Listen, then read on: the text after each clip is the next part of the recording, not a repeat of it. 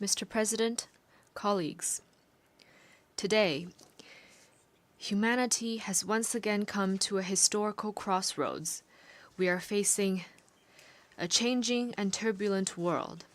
Challenges of insecurity, imbalanced development, and ineffective governance are increasingly prominent. Hotspot conflicts, major country confrontation, and geopolitical tensions keep emerging. The future of this planet is becoming a cause for growing concern. Meanwhile, we are also embracing a world full of hope. Multipolarity and globalization have become the unstoppable trend of our times. The aspirations of the global South nations for modernization has never been stronger. Our stride toward modernization has never been more steadfast. This institution, the United Nations, embodies the aspirations of people across the world for lasting peace and common prosperity, and bears witness to the glorious journey of the international community coming together in pursuit of progress. President Xi Jinping stressed on multiple occasions that the role of the UN should be strengthened, not weakened. Amid global transformation not seen in a century, what China calls for is to follow the trend of the times, keep to the direction of human progress, and make the right choices of history. What China proposes is to uphold peaceful coexistence and put in place a security architecture that ensures enduring stability, uphold openness and inclusiveness, and foster a development paradigm that promotes shared prosperity, uphold harmony without uniformity, and adopt an approach to civilizations that promotes exchange and mutual learning, and adopt fairness and justice and develop a governance structure that pulls strengths for shared benefit. In today's world, the security of all countries is tied together. In face of various kinds of global challenges and risks, no one can stay immune or enjoy security alone. Countries need to be guided by a vision of common, comprehensive, cooperative, and sustainable security. We should respect each other's sovereignty and territorial integrity, take the legitimate security concerns of others seriously, and resolve disputes and differences through dialogue and consultation. We should actively explore a path for major countries to coexist in peace and work for a new type of international relations characterized by mutual respect, fairness, justice, and win-win cooperation. In today's world, the development of all countries is deeply integrated. If the rich get richer while the poor remain poor, then everyone is born equal would become an empty slogan, and fairness and justice would be even more elusive. Achieving modernization is a legitimate right of the people of all countries, not a prerogative of a few. We should be committed to advancing global modernization and ensure that no one and no country is left behind on the journey toward modernization. We should advocate a universally beneficial and inclusive economic globalization, unequivocally oppose unilateralism and protectionism, and help developing countries leap over the development divide to maintain the vitality of global economic growth. In today's world, each civilization has its own strengths. President Xi Jinping pointed out that there is no such thing as a superior or inferior civilization, and civilizations are different only in identity and location. We should respect the diversity of civilizations and strive to replace estrangement and clash of civilizations with exchanges and mutual learning. We should advocate humanity's common values, namely peace, development, equity, justice, democracy, and freedom, refrain from conducting values-oriented diplomacy, and oppose ideology-based confrontation. We should respect each other as equals and help each other succeed with an inclusive mind. In today's world, countries should all enjoy sovereign equality. As a large number of global South nations are growing with a strong momentum, gone are the days when one or two major powers call the shots on everything. We should advocate an equal and orderly multipolar world and see that all countries, regardless of their size, have their own place and role in the multipolar system. We should practice true multilateralism, oppose hegemonism and power politics, and make international relations more democratic. We should follow the principle of extensive consultation and joint contribution for shared benefits and make global governance more just and equitable. Mr. President, peace is the most precious thing in our world today. You may wonder if there is a path leading to peace. In fact, peace is the path. Without peace, development will not sustain. Without peace, cooperation cannot happen. For the sake of peace, a single ray of hope is reason enough not to give up. The slightest chance deserves 100-fold effort. An end to the Ukraine crisis remains elusive. The top priority is to commit to no expansion of the battlefield, no escalation of fighting, and no provocation by any party, and push for de-escalation of the situation as soon as possible. China is committed to playing a constructive role, engaging in shuttle mediation and promoting talks for peace, not throwing oil on the fire or exploiting the situation for selfish gains. At this session of the General Assembly, China, Brazil, and other countries in the Global South have jointly launched the Group of Friends for Peace. Its very purpose is to uphold the purposes and principles of the UN Charter, build consensus for a political settlement of the crisis, and contribute to a prospect of peace. The question of Palestine is the biggest wound to human conscience. As we speak, the conflict in Gaza is still going on, causing more casualties with each passing day. Fighting has started in Lebanon again, but might cannot replace justice. Palestine's long-held aspiration to establish an independent state should not be shunned anymore, and the historical injustice suffered by the Palestinian people should not be ignored anymore. There must not be any delay in reaching a comprehensive ceasefire, and the fundamental way out lies in the two-state solution. China has always been a staunch supporter of the just cause of the Palestinian people to regain their legitimate national rights and a staunch supporter of Palestine's full UN membership. We have recently helped to bring about breakthroughs in intra-Palestine reconciliation and will continue to work in concert with like-minded countries for a comprehensive and just settlement of the question of Palestine and durable peace and stability in the Middle East. The issue of Afghanistan concerns regional peace and security. It is important to help the country exercise prudent governance, fight terrorism effectively, improve people's life, and reinvigorate the economy to create a better life or future for the people of Afghanistan. The Korean Peninsula should not experience war again. The important thing is to make persistent efforts for de-escalation, commit to seeking solutions through dialogue and consultation, realize a transition from the armistice to a peace mechanism, and safeguard peace and stability on the peninsula. China is deeply aware that Asia needs stability and development and opposes division and conflict.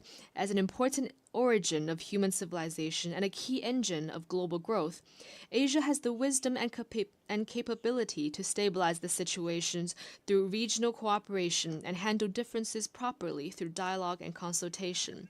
We are firmly against the meddling by countries outside the region, and will firmly resist attempts by any force to stoke trouble and confrontation in the region.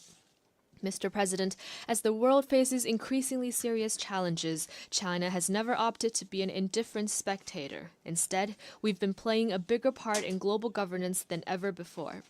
President Xi Jinping has put forth the Global Development Initiative, the Global Security Initiative, and the Global Civilization Initiative in recent years. They carry China's wisdom for resolving various difficult issues confronting humanity and bring impetus from China for improving global governance. In the face of uneven and inadequate global development, China's proposal is to put development at the top of the global agenda, focus on delivering the Sustainable Development Goals of the UN 2030 Agenda, increase input in development, and help developing countries better respond to different risks and challenges. At the recent Beijing summit of the FOCAC on China-Africa cooperation, President Xi Jinping outlined 10 partnership actions to be taken together with Africa to advance modernization, and announced the decision to give over 40 LDCs, including those in Africa, zero tariff treatment for 100% tariff lines. China is the first major developing country and the first major economy to take such a significant step. In the face of unilateral bullying acts such as sanctions and blockade, China firmly supports countries in defending their legitimate rights, upholding the equity and openness of the international system, making global development more coordinated and beneficial for all, and jointly opposing technology blockade and rejecting decoupling or severing supply chains. Sanctions and pressure will not bring monopolistic advantages. Suppressing and containing others will not solve problems at home. The right of people of all countries to pursue a better life should not be taken away. Here, we once again urge the United States to completely lift its blockade, sanctions, and terrorism-related designation against Cuba. In the face of aggravating ecological challenges, China is firmly committed to a path of green, low-carbon, and sustainable development. We will move from carbon peaking to carbon neutrality in the shortest time span in world history, contributing China's efforts to harmonious coexistence between humanity and nature. At the global level, the principle of common but differentiated responsibilities must be upheld, and the Paris Agreement must be implemented in earnest. Developed countries should assist developing countries in developing their capacity to cope with climate change. Touting the need of climate response while suppressing the green industries of others will only hold back global progress toward green transition. In the face of burgeoning artificial intelligence, China is committed to taking a people-centered approach, developing AI for good, and putting equal emphasis on development and security. We are working to explore and establish widely recognized international rules and standards. China supports the UN's role as the main channel for global AI governance and is committed to strengthening international cooperation on AI capacity building. China has put forth the AI Capacity Building Action Plan for Good and for All, and we are ready to make more contribution to the sound, orderly, fair, and inclusive development of AI. In the face of the task of human rights protection, China maintains that all countries' right to independently choose their path of human rights development should be respected. No country should impose its own will on others or interfere in others' internal affairs in the name of human rights. In human rights protection, China is committed to putting people first and promoting the free and well-rounded development of the people. We have found a path of human rights development that suits China's national conditions. China is ready to engage in equal-footed dialogue and exchanges with all countries and UN human rights bodies and jointly promote the sound development of the global human rights cause. Mr. President, Taiwan is an inalienable part of China's territory. This is the history and the reality. Both the Cairo Declaration and the Potsdam Proclamation stated in explicit terms that all the territories Japan had stolen from the Chinese, such as Taiwan and the Penghu Islands, shall be restored to China. And this constitutes an important part of the post-war international order. Right here in this august hall 53 years ago, the 26th session of the UN General Assembly adopted Resolution 2758 with an overwhelming majority, deciding to restore all the rights of the People's Republic of China at the UN, to recognize the representatives of the government of the People's Republic of China as the only legitimate representatives of China to the UN, and to expel the representatives of the Taiwan region from the UN and all the organizations related to it. Once and for all, the resolution resolved the issue of the representation of the whole of China, including Taiwan, in the UN. It made clear that there is no such thing as two Chinas, or one China, one Taiwan. On this matter of principle, there is no gray zone or room for ambiguity. The complete reunification of China will be achieved. Taiwan will eventually return to the embrace of the motherland. This is the overwhelming trend of history that no one and no force can stop. Mr. President, in a few days' time, the People's Republic of China will celebrate the 75th anniversary of its founding. Over the past 75 years, no matter how the world changes, China's dedication has not changed. It is dedicated to pursuing happiness for the Chinese people and the rejuvenation of the Chinese nation. It is also dedicated to human progress and world harmony. In the course of seeking its own development, China has kept in mind the common interests of the whole world, generating new opportunities for the world through its own development. Not long ago, the third plenum of the 20th CPC Central Committee made an important decision on further deepening reform comprehensively to advance Chinese modernization. It will set in motion a new journey where China joins hands with the world in common development and progress. Chinese modernization will contribute robustly to world peace. The Chinese culture values peace, and the Chinese nation has no tradition of external expansion. China, once a victim of foreign power bullying, knows full well the value of peace and the hard-won gains of development. In fact, China is the only major country that has written peaceful development into its constitution, and the only country among the 5 nuclear weapon states to pledge no first use of nuclear weapons. We're actively exploring and putting into practice the Chinese way of addressing hotspot issues, boosting the prospects for resolving the security dilemma and improving security governance, and paving the ground for conflict settlement and peace building. Every step in China's development is an increase in the force for peace. Chinese modernization will contribute robustly to common development for all. China does not only care about its own development, we are ready to develop hand-in-hand with all countries. By further expanding high-standard opening up, China is aligning proactively with high-standard international economic and trade rules to foster a market-oriented, law-based, and world-class business environment. China has realized full mutual visa exemption with many countries and is expanding its unilateral visa waiver program to facilitate two-way personnel flows. China is vigorously promoting high-quality Belt and Road cooperation, a concrete step to support the 2030 Agenda for Sustainable Development. China will also speed up the implementation of the 8 measures in support of Global South cooperation and the series of initiatives supporting Africa's peace and development, in order to help countries in the Global South stride toward modernization. Chinese modernization will contribute robustly to improving global governance.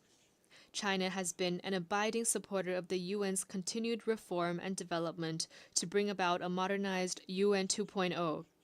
The international financial system needs to be more fit for the times, and global governance should be more balanced and effective. China will continue to fulfill its international obligations, provide financial support, and send our best minds to the United Nations. The UN system needs to respond to the legitimate calls of developing countries and increase the representation and voice of those in the Global South.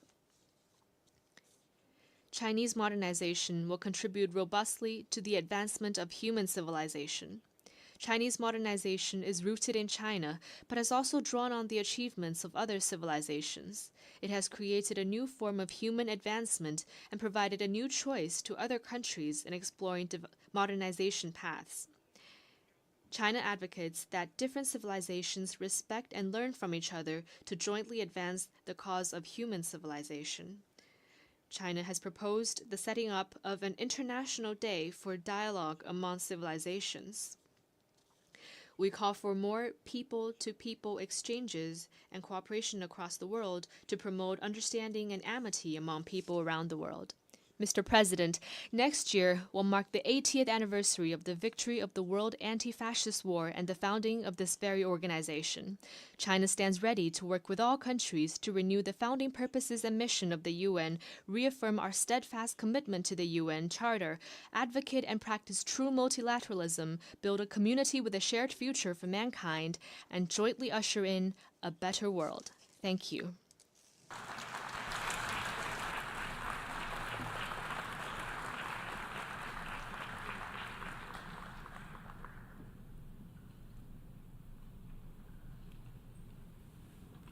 I thank the Special Representative of President Xi Jinping